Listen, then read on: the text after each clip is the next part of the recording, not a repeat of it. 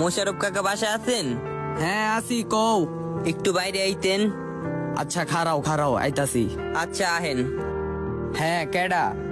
ও সবুজের বন্ধুরা, আও ঘরে আহো তোমরা। কাকা সমস্যা নেই, আপনি এদিকে আহেন। ঘরে আহো। সমস্যা নেই কাকা, এদিকে আহেন। আপনার লগে কিছু কথা আছে। কি কথা? তুই রাসেল লইয়া ছাদে যা, যাতে হয় না বুঝে।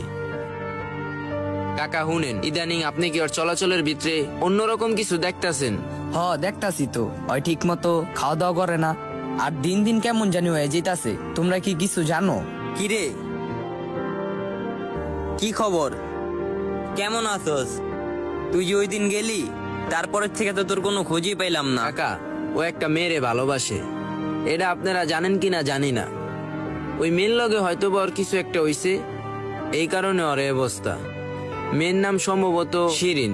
ও এই খবর নি, আমি তো ভাবছি ওরে জিনটিন ধরছে। কালকে ওরে কবিরাজের কাছে নিয়ে যাইতাম। না কাকা, এরকম কিছুই না। ওই হয়তো ডরে আপনি করে এই কথা কইতে পারে নাই। হ্যাঁ ডরাইব কে?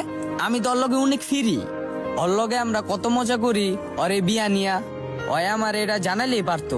আর তুমি যে শিরিনের কথা কইলা, ওর ফ্যামিলির লগে তো কোনোদিনই সম্ভব না। তুমি ওর একটু বুঝায় কইও। কাকা শুনেন, সবশেষে একটা কথাই কই, আমরা যতটুক পারি ওরে বুঝাই, তারপরও সবশেষে যদি আপনি বুঝান হয় বুঝবো। কাকা, হয় আমগো লগে ইদানিং এরকম করতেছে, আড্ডা দিতে আর ঠিক মতো আড্ডা দেয় না, তাড়াতাড়ি জায়গা কই যায় কিছুই কয় না। আপনি যদি ওরে ঠান্ডা মাথায় নিয়ে বুঝান হয় কাকা আপনার কথা ফালাইতে পারবো না। আপনি যদি ওরে বুঝে এখন হয় বুঝবো। আচ্ছা তোমরা একটু ওরে ছাদে যায় বুঝাও। আচ্ছা কাকা, যাইতাছি। আচ্ছা যাও তইলে।